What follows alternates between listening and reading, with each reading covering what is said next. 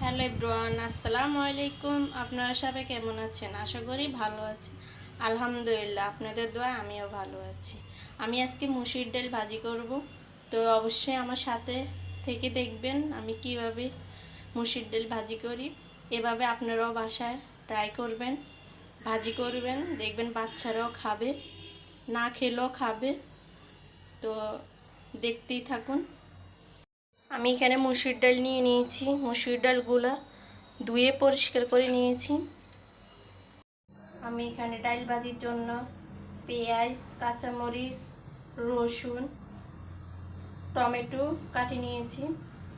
এখানে তেল কড়াইটা বসিয়ে দিয়েছি, তেল দিয়ে দিয়েছি। তেলটা গরম হয়ে দিয়ে দেব পেঁয়াজ।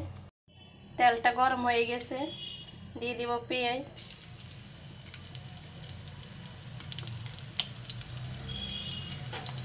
দিয়ে দেব রসুন,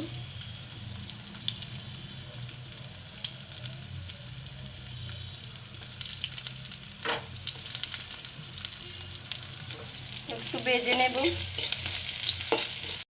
দিয়ে দেব লবণ।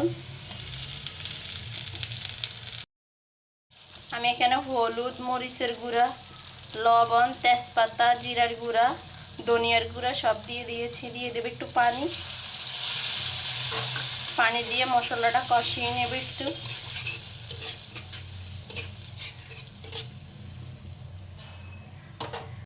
মশলাটা কষানো হয়ে গেছে, দিয়ে দেব ডাল।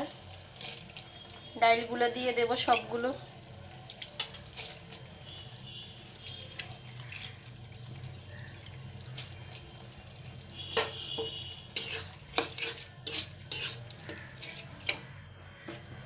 দিয়ে দেব কেটে রাখা কাঁচামরিচ।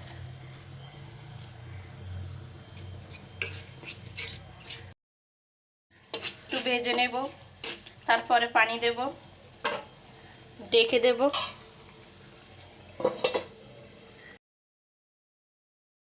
ডালটা দেখে নেব। ডালটা ভাজা হয়ে গেছে, এখন পানি দিয়ে দেব।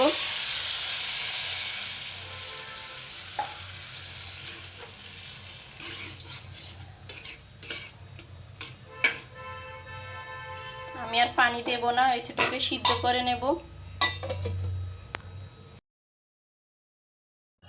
ডালটা দেখে নেব, আর একটু সিদ্ধ হবে। দিয়ে দেব টমেটো।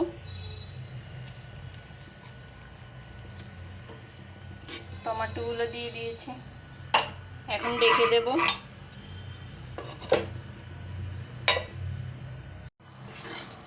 ডাল ভাজিটা হয়ে গেছে, আমি হালকা একটু ঝোল রাখছি। দিয়ে দেব ধনিয়া পাতা। ধনিয়া পাতা দিয়ে নামিয়ে নেব।